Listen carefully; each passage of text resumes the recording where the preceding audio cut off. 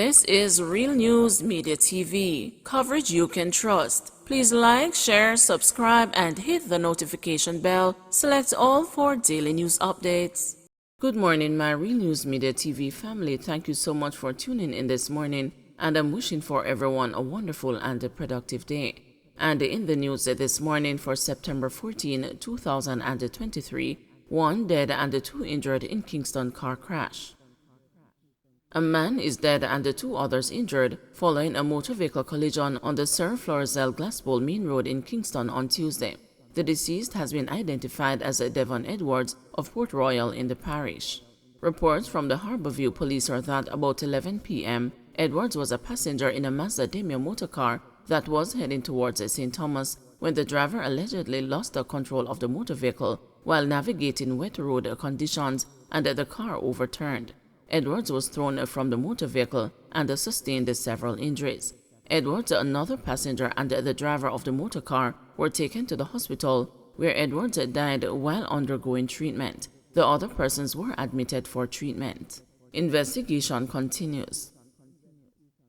UK resident fined $100,000 for false declaration on passport application.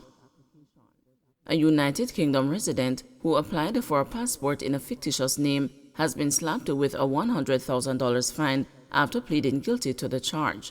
Leroy Wilson was hauled before the St. James Parish Court on Wednesday to answer to a charge of making a false declaration.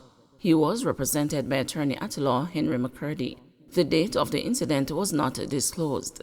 According to court documents, Wilson applied for a passport under his correct name. Later, at the Passport Immigration and Citizenship Agency, he was shown a passport application with his photograph under another name. The document was shown to him because it was discovered that in October 2023, he submitted an application under the bogus identity in order to obtain a passport, which resulted in the charge against him. In mitigation, McCurdy told the court that Wilson had never used the passport, was remorseful, and had never been in trouble with the law. He also requested that mercy be shown to him. In response, presiding judge Sasha Marie Smith Ashley stated that she would consider his early guilty plea, his previous good character, and the fact that he had never used the passport. He was subsequently fined $100,000 or 3 months in prison.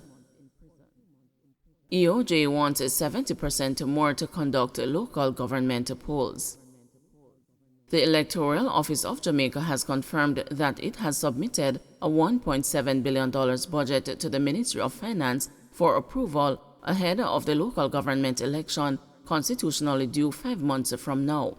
The figure represents a 70% increase in the budget submitted for approval in December 2021, when it was expected that the well-overdue polls would have been held in February 2022.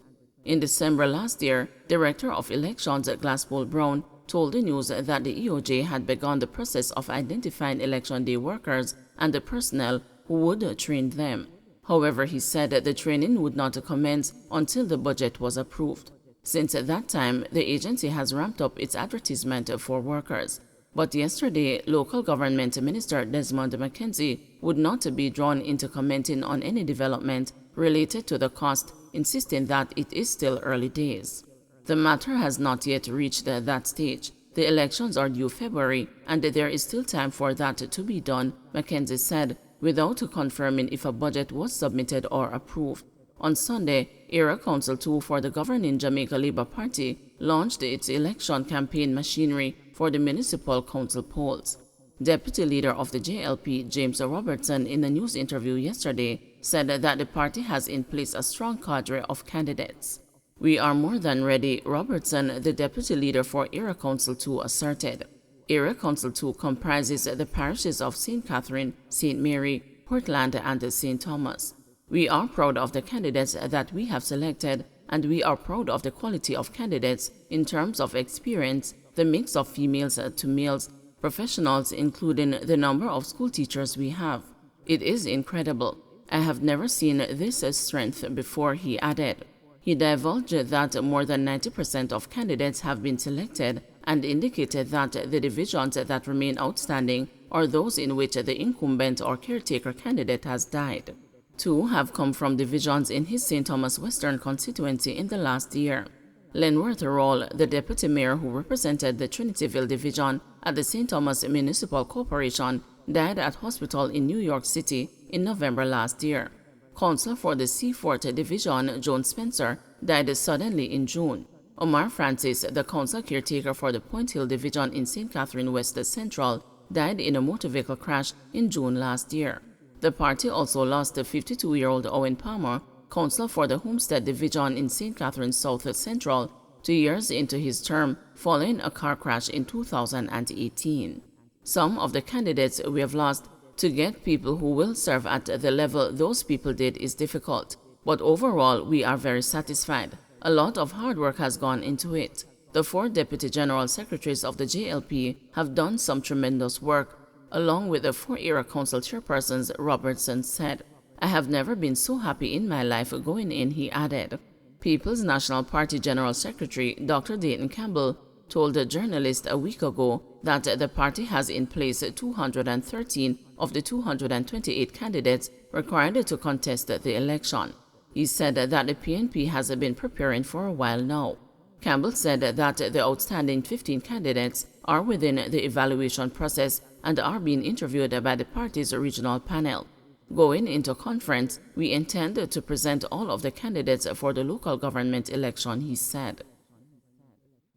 Accused very surprised at the charge for Daniel Rowe's killing, says attorney. The woman charged with killing 80-year-old Daniel Rowe is very surprised about the accusations leveled against her, according to her attorney Donovan Collins.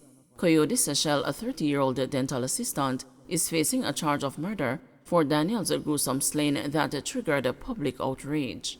The 80-year-old, who is the daughter of a policeman, was abducted as she left Brayton Primary School in Portmore, St. Catherine on June 8.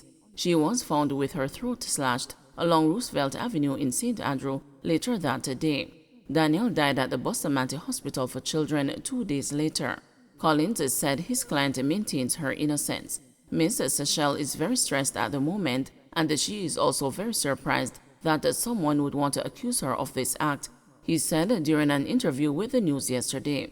She looks forward to having her day in court so her name can be cleared. Collins said he is awaiting full disclosure from prosecutors to begin preparing his client's defense. Sechelle was ordered to give her fingerprints to police investigators when she made her first court appearance yesterday. The order was made by a judge at the Kingston and the St. Andrew Parish Court. Sechelle was not required to enter a plea. The fingerprint order was requested by the clerk of court, who indicated that Sechelle may have prior convictions. Sechelle is scheduled to return to court on October 4, when Collins is expected to make an application for her release on bail. The case file is incomplete, the clerk of court disclosed. Don't forget to like, share, subscribe, and hit the notification bell. Select all for daily news updates.